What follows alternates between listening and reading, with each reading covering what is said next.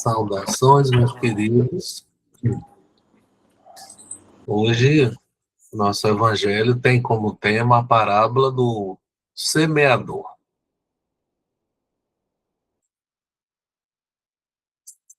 Mas antes, a gente tem algumas mensagens. Porque aqui, no Evangelho segundo Marcos, da coleção da leitura sagrada diária, marcado no dia 16, número 16, página 42, nós temos a mensagem no trato com o invisível. Essa mensagem, Riva, é para aqueles que labutam nas mediúnicas.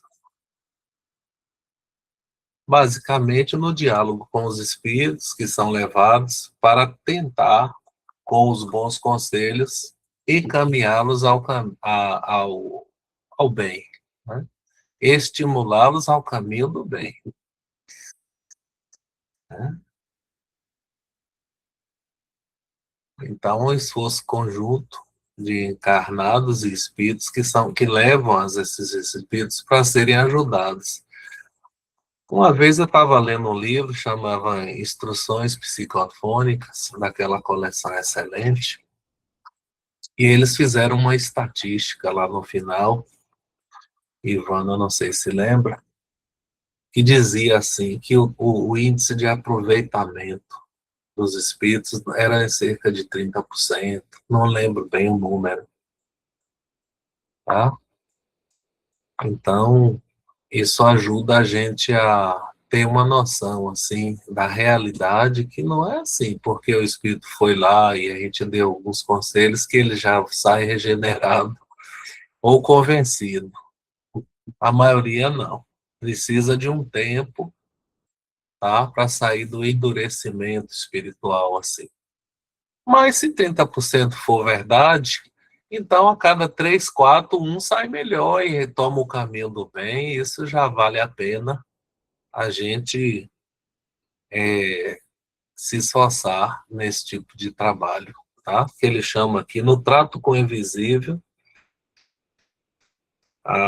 o versículo, convocando-os, dizia-lhes em parábolas, como pode Satanás expulsar Satanás?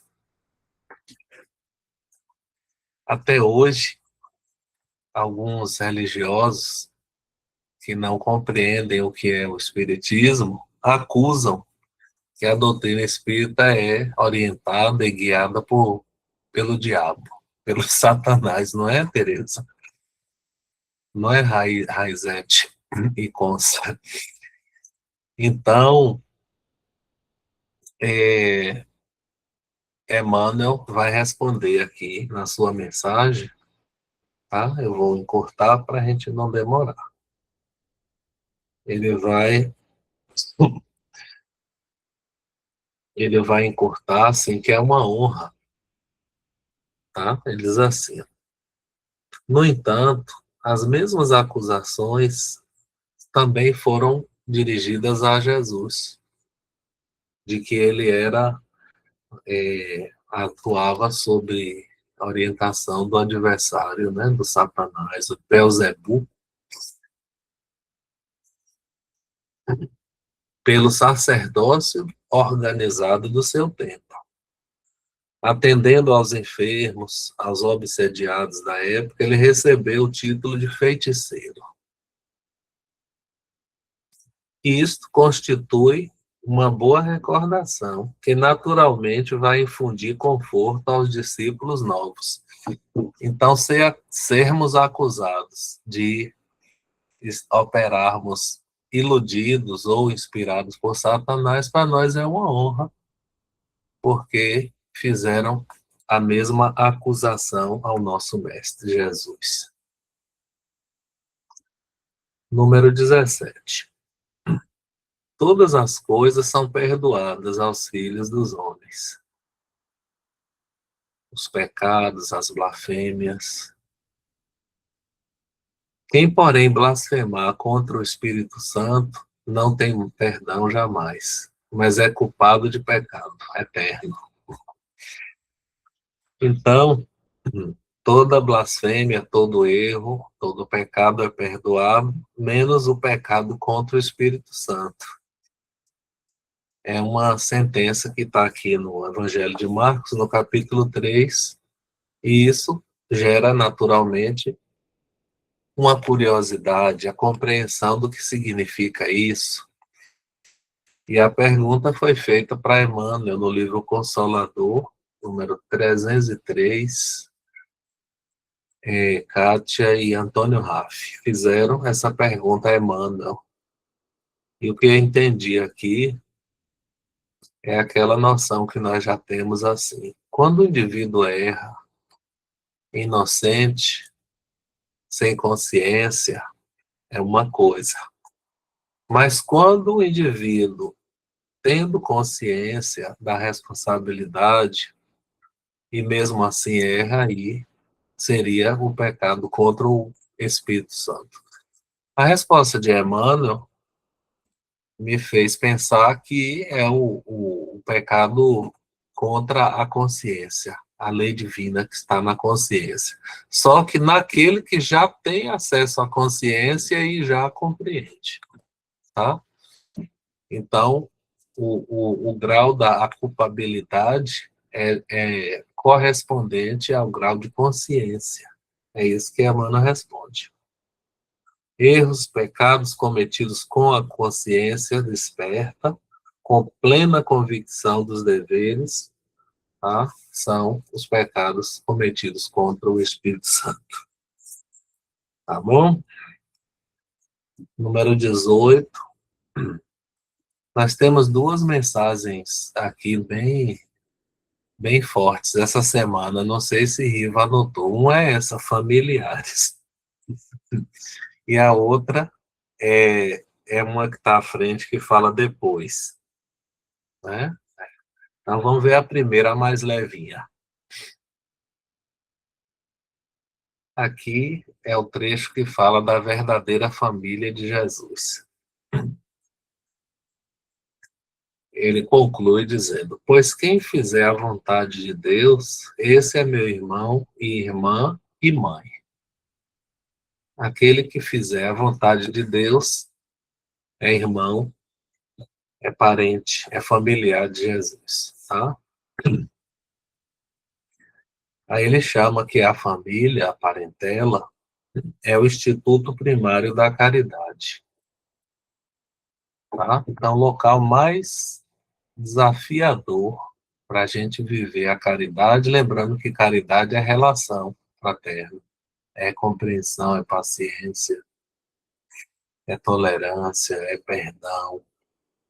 Caridade é isso. Não é dinheiro, não é esmola, não é. Essas outras coisas são beneficência.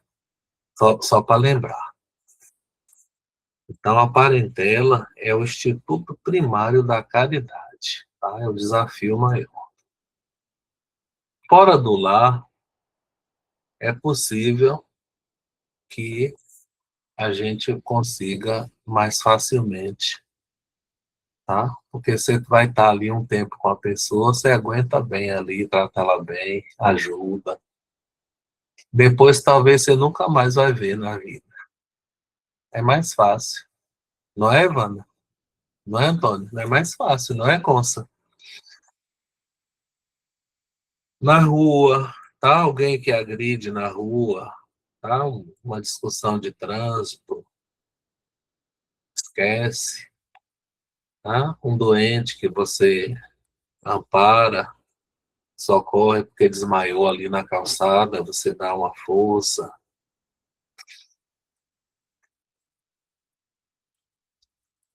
Em casa, porém, somos constrangidos ao exercício da assistência contínua. A mesma coisa repete, você está lidando diretamente uma encarnação toda, a convivência, né? A convivência. Então, é aí nesse reduto, por trás dessas paredes, longe do aplauso público, tá? É que somos experimentados quanto ao proveito dos bons conselhos, tá? Então, são os testes da vida familiar. São os testes da vida familiar.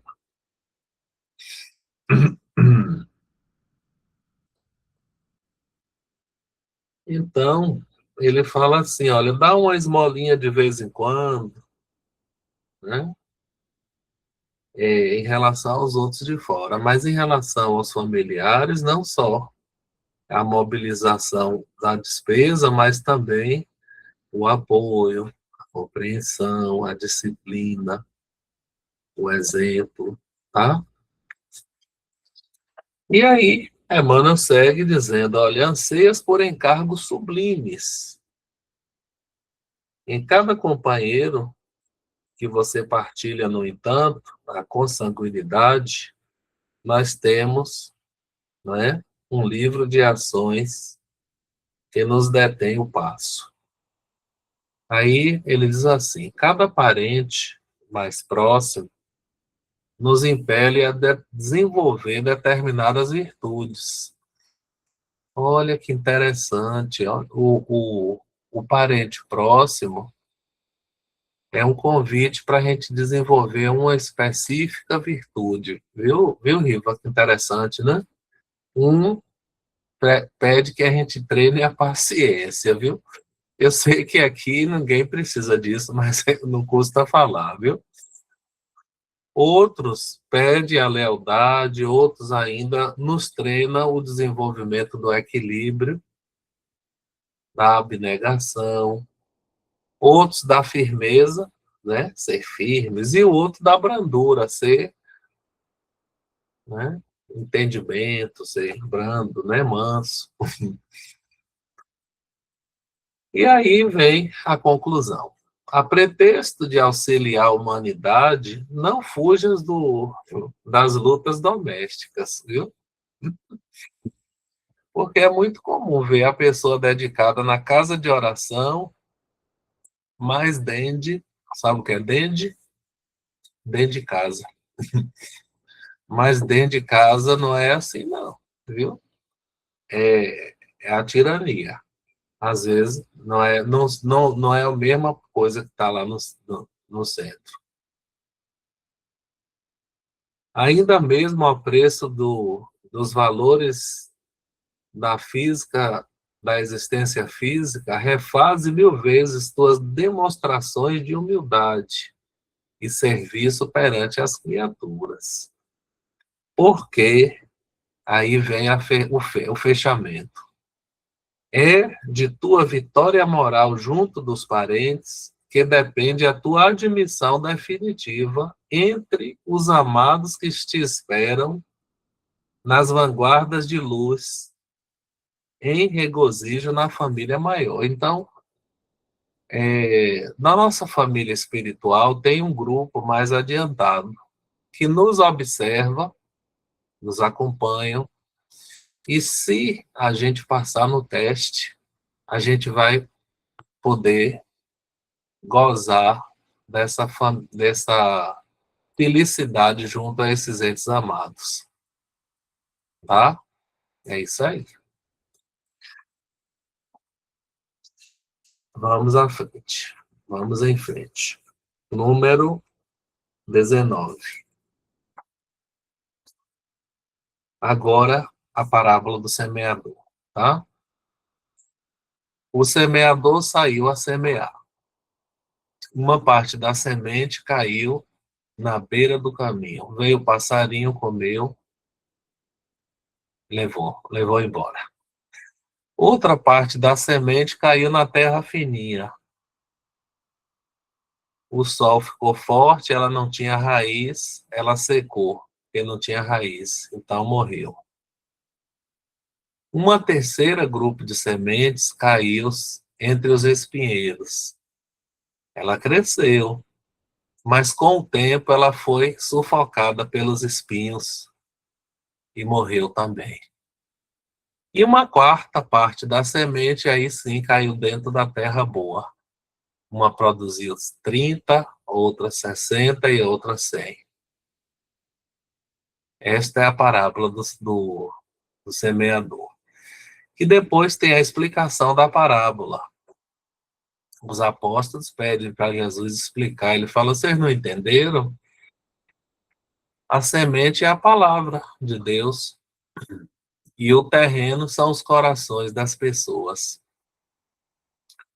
A parte que cai na beira do caminho e o passarinho leva é quando a palavra chega e a pessoa logo Satanás leva a ideia fora.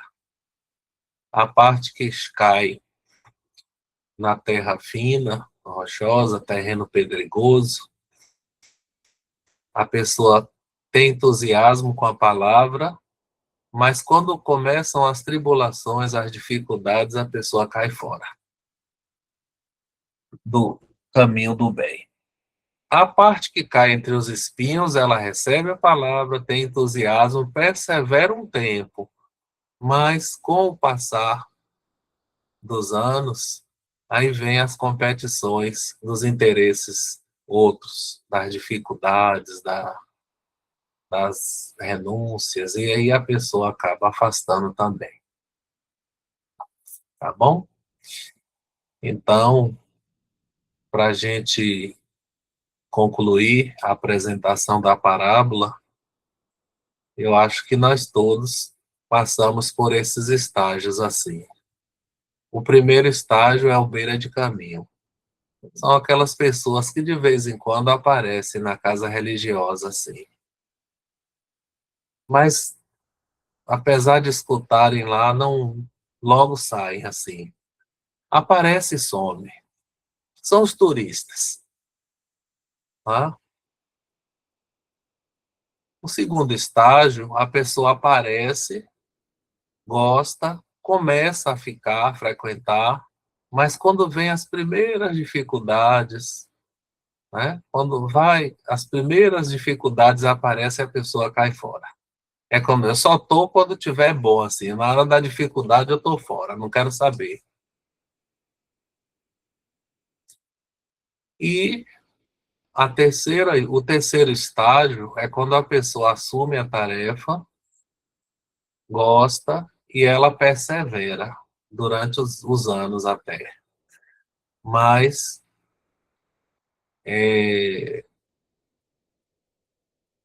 com o passar dos anos, aí vem situações assim, sabe? Às vezes nasce filhos, ou o trabalho tem um crescimento na vida profissional, tem uma ascensão, ou qualquer outro interesse, a pessoa acaba abandonando o compromisso do bem, tá? E aqueles que perseveram, além desse estágio, tá? Se você está no estágio da tarefa e tá em atividade, talvez você está lutando para produzir os 30 por 1, os 30%, viu? A gente vai ver aqui que ele fala que existe o início, que todo mundo conhece, gosta, é fácil. Existe o meio, que aí poucos seguram até o meio, e outros que raros são aqueles que vão até o fim, tá? Mas ainda aqui ele está falando, eis que o semeador saiu a semear, número 19 aqui. Ante o divino semeador, que é Jesus. No livro Ceifa de Luz, mensagem 50. A humanidade é a sua lavoura, e ele lembra a renúncia da semente, tá? Ela cai no buraco, coberta de terra, não se revolta, ela luta para poder desenfaixar da casca, não é? É o símbolo da casca das imperfeições que nós trazemos. Ela convive com vermes, com lama, com temporais. Ainda assim, ela cresce, se torna bela para embelezar e perfumada para perfumar. Tá? Então, ante o semeador, não devemos nos esmorecer ante a incompreensão, ou o isolamento, ou as tentações, ou as provas aflitivas ou rudes. Acreditar no poder divino, trabalhar incessantemente e buscar a luz sempre. Porque através da integração com o amor, chegará sob a generosa proteção do pomicultor divino a frutificação da felicidade. Mensagem 20. Nas estradas. Aqui, sob a explicação das parábolas, ele está falando sobre os beiras de caminho. Os que estão à beira do caminho, a palavra é semeada. Ouve imediatamente, vem Satanás e tira a palavra semeada neles. Tá? Não despertaram ainda. Tá? Então, por exemplo, assiste um filme como o filme da Irmã Dulce e não saem tocados. Tá?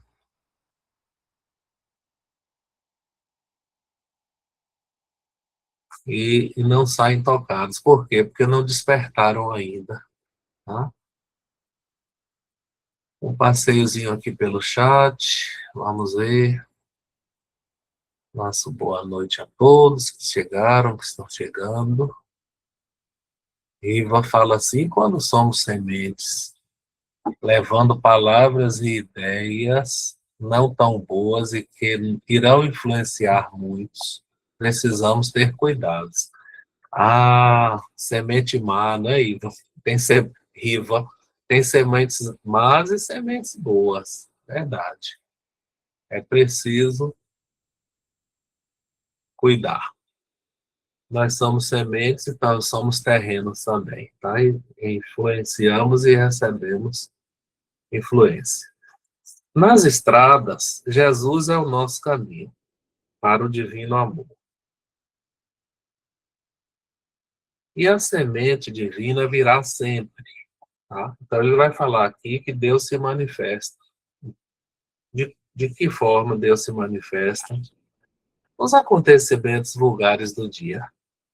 No livro, no evangelho no lar, tá? Numa particularidade insignificante do trabalho, numa observação de uma pessoa amiga, Deus se manifesta. Agora, se o nosso terreno do coração vive ocupado pelas ervas daninhas, devemos, devemos cultivar com devotamento a boa semente que chega.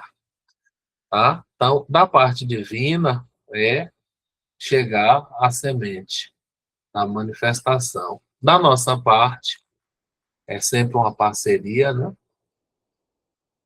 É o cultivo, tá? Cultivo, a reforma interior é como o cultivo, assim, do terreno, da planta, os cuidados que a gente precisa ter, né? De regar, de adubar, de podar algumas coisas. Nós somos como uma planta, precisando cuidados contínuos. Então, devemos cumprir com esse cuidado, porque a angústia nos visita, né, quando abandonamos a boa semente, aí vem o sofrimento. Tá? A angústia nos visitará indicando novos rumos. A finalidade do sofrimento não é castigar ninguém, não é punir. Isso é uma ideia falsa que tentaram colocar no espiritismo, mas graças a Deus a fraude foi descoberta. Né? A doutrina espírita é a doutrina da escolha das provas. A reencarnação não é punição para ninguém, ela é, por exemplo, o aluno que perdeu a quinta série, ele repete a quinta, é uma punição ou é uma necessidade de aprender os assuntos da quinta série? Mesma coisa, tá? A escola não pune o aluno com a repetição, apenas faz parte da didática. Ai, agora vem a mensagem depois, viu? Essa é a eleita hoje, assim, a mais desafiadora. Foi que me chamou a atenção, assim, porque é uma realidade que nós já observamos, tá? Tanto um dia nós já vivemos, como também um dia a gente viveu o outro lado da história. Se não, vejamos. Então, ocorrendo a aprovação ou a perseguição, depois, linha de luz 180, mensagem do dia 21. Ele fala o seguinte: começar, todos começam. E todos conhecem a ciência de começar nas boas obras, os novos projetos. Inicialmente, ele diz assim: aceita-se o braço de um benfeitor, alguém acolhe, alguém apoia, com júbilo aceita. Todavia, depois, quando passa a necessidade, começa a queixa descabida, a ingratidão declarada, afirmando: essa pessoa não é tão boa quanto parece. E a deserção. Inicia-se a missão da caridade com entusiasmo. Contudo, depois, quando surgem os primeiros espinhos, né? Ah, vou ajudar no trabalho da sopa, né? Que tem lá no Paulo Estevam, vou ajudar. E aí, quando começam assim, as primeiras diferenças de opinião, assim, qual a colher de pau que usa, se é a colher de pau ou se é a concha de ferro, né? Por causa de uma bagatela, a pessoa vai e abandona. Dizendo assim, ah, não vale a pena não, isso é muito difícil o negócio aí, sabe? Eu vou para outra jornada, outro lugar na casa, tá? Começa o trabalho da virtude, da reforma íntima, da evangelização, o estudo, o estímulo, o entusiasmo. Entretanto, depois, quando a disciplina, o sacrifício cobram um justo imposto para a iluminação espiritual, clama-se. Ah, assim também não. Eu não vou pegar meu sábado, né? Meu sábado à tarde, que eu gosto de dormir, e vou assumir tarefa, não vou não. Tá? Ajuda-se um companheiro na estrada, com carinho. Depois, se ele não corresponde nossas expectativas, abandonamos aos azares da senda e dizendo, não posso mais. E aí, Emmanuel diz assim, olha, todos sabem iniciar o ministério do bem. Poucos prosseguem no meio da lida. Raros terminam a tarefa. Tá? É mais ou menos a história das sementes nos terrenos. Entretanto, por outro lado, as perigosas realizações da perturbação se concretizam com rapidez. Para aderir assim né, as perturbações da sombra, aí no instante, né, um companheiro começa a trair os compromissos e logo busca o que deseja. O outro começa a sentir desânimo e lesto, que quer dizer rapidamente, alcança os fins a que se propõe. Outro ainda inicia a discórdia, cria desarmonia geral, e aí ele conclui: é realmente muito difícil perseverar no bem, e sempre fácil atingir o mal. Todavia, depois, né, as consequências virão. Então, a parábola do semeador, parece que, em síntese, ela fala da perseverança no compromisso do bem, tá? Da gente perseverar no ideal, e no compromisso do bem. Para encerrar, nós temos a mensagem Os Espinheiros. Mensagem que fala da fé, a nuvinha de luz 40, e as ansiedades da era, os enganos da riqueza, os desejos a respeito das demais coisas penetram, sufocam a palavra e ela torna-se infrutífera. Tá? Aquilo que eu falei das concorrências, né? da, da necessidade de fazer escolhas assim, de priorizar o caminho espiritual, tá? Priorizar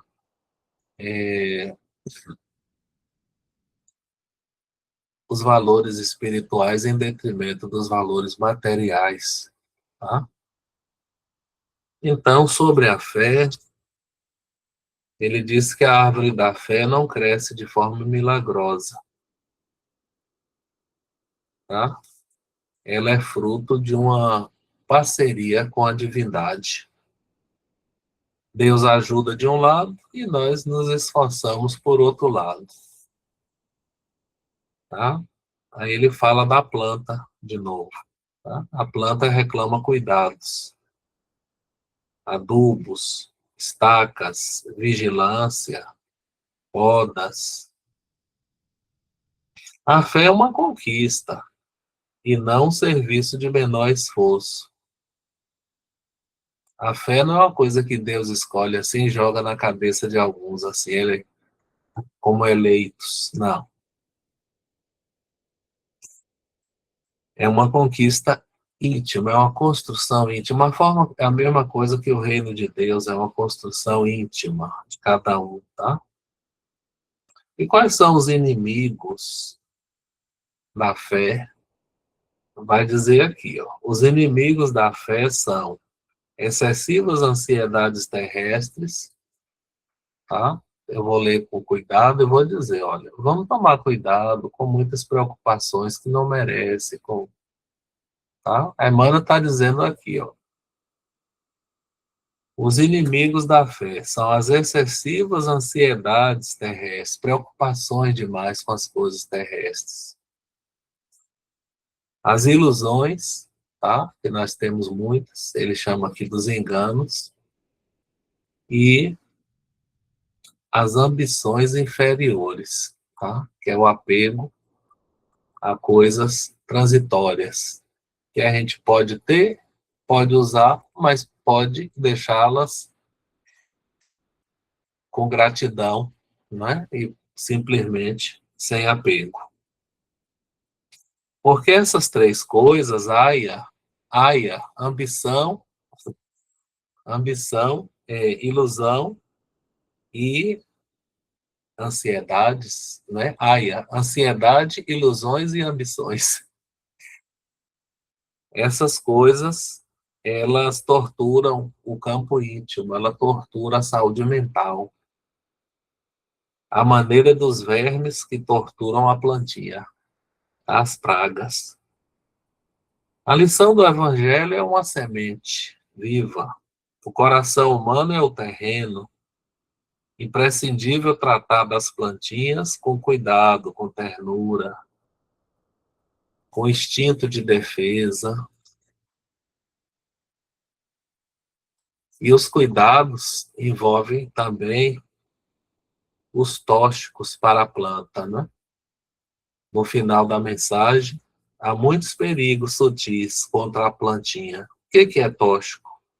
Ele fala os maus livros, e aqui a gente, por extensão, bota hoje as más telas, os maus vídeos, os maus influenciadores, as opiniões ociosas, tá? Os conselhos, as sementes más, como falou Rivailda, discussões excitantes, tá? Então é preciso cuidar para não entrar em discussão com as pessoas, não gritar, não levantar a voz, não discutir. Isso faz mal, é tóxico para a fé. Ah, isso aqui eu adorei, viu? O hábito de analisar os outros antes do autoexame. Ele diz assim, cuidar da vida dos outros, sabe? De olhar para a vida dos outros.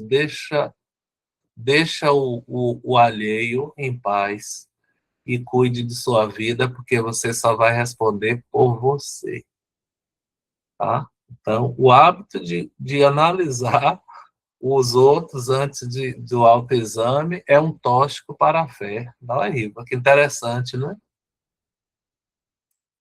Pois é, ninguém pode transferir a fé para outros